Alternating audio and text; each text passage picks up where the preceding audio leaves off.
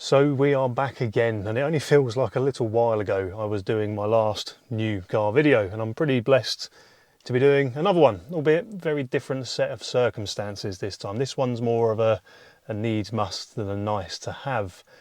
Let me explain. Mrs. GB recently has had a company car, and that's all very well and good. You can bang miles on that, very cheap motoring, you pay a bit of benefit in kind tax, and you can whack miles on that and do all your travelling without worrying too much. But change of circumstances meant that my wife had an opportunity to pursue a better job, better deal, but it didn't come with a company car, it came with an allowance instead. So we went out and we purchased a new car. Now, I've blurred the tail light here because that's going to be a bit of an obvious giveaway. But we made a decision that we didn't need a third expensive car sat on the driveway.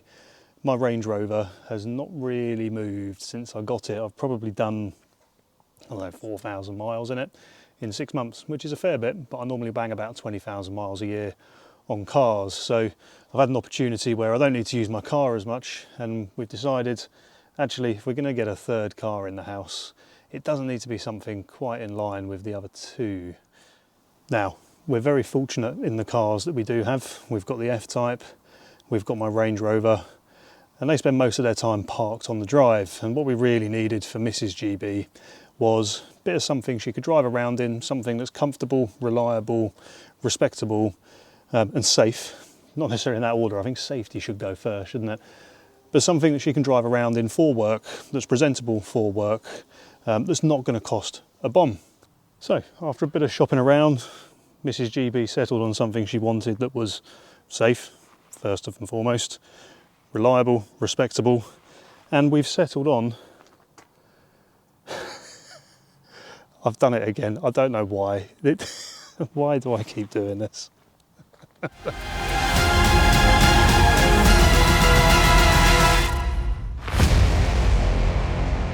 I know, I can picture it now. Safe, yes. Respectable, yes. Comfortable, yes. Reliable, but it is such a car for the money. Let me explain the thinking. All you need to do is hop on Auto Trader, eBay, any of those places. Video's not sponsored by any of those. And you can see exactly how much these are selling for. And you can get a lot of car for still a chunk of money, but comparatively to what these were new, they haven't half dropped in price. They're at the bottom, or arguably very close to the bottom of their depreciation curve, and you can really pick up some bargains. This is the 2.2 diesel. It's a 4-banger turbo, inline 4, churning out, I believe, 220 or 240 horsepower, and it's got some good poke for the engine. It comes with some good toys, such as an automatic boot, the hockey puck gear selector with paddles, steering controls. This steering wheel is not heated. There's normally a button there, and I've got a bit of something up my sleeve for another video for that. We've got the uprated Meridian sound system that packs a good punch, along with full memory electric seats and mirrors. This car also has blind spot monitoring, very nice perforated leather leading you up into a panoramic roof. There's a 360-degree camera system on this car. So we've got Mrs. GB, a pretty respectable car, well spec'd, good place to be, safe place to be. For quite literally a fraction of the price it would have been new. We paid less than a fifth of what this would have been new for a car that's 10 years old. Now 10 years in some ways is quite old for a car, in other ways it's really not. It's only done 60,000 miles, it's still got a lot left in it. But that said, there's little signs of its age. Things like it appears somebody's either knocked off or stolen the A from Range Rover, and that's pretty evident by the scuff marks there where it's been either knocked or prized off. Silly things such as the tether for the fuel cap is entirely snapped. A dead easy fix, but just one of those little things.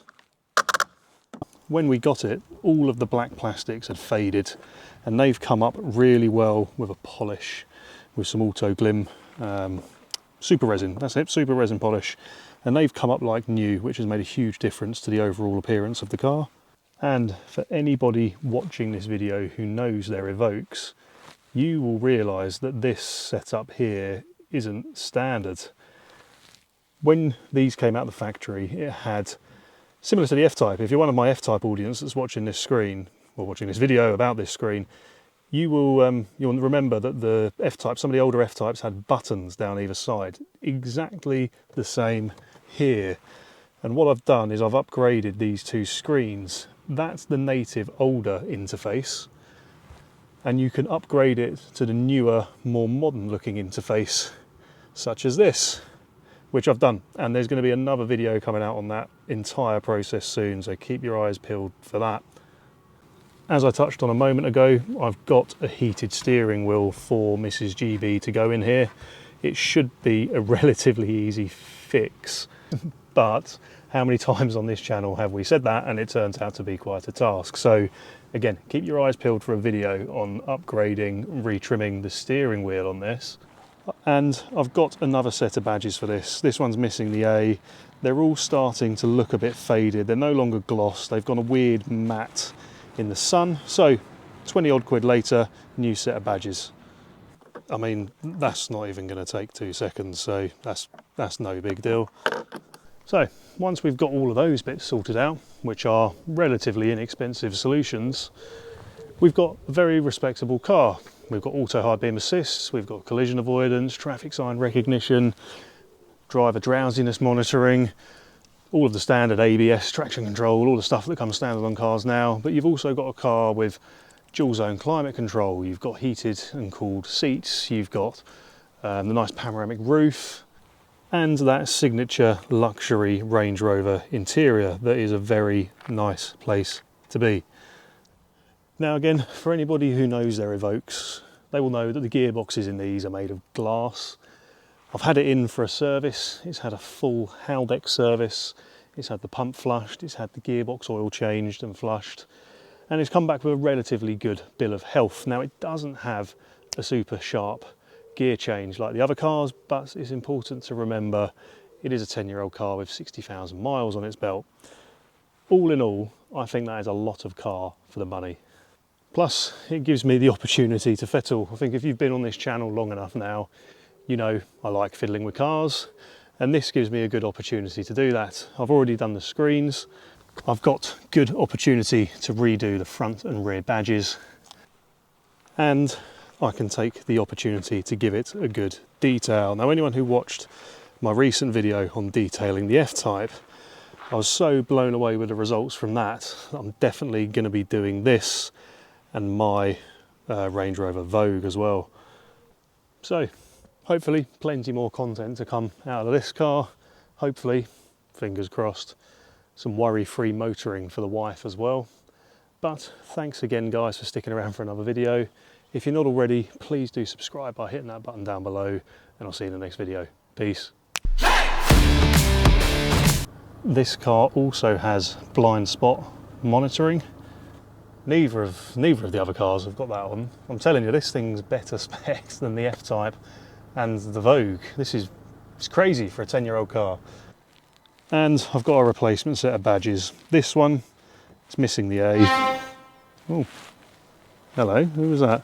I've been rumbled the tranquility of my filming spot in an industrial estate. Who would have thought, hey? Chance in a million.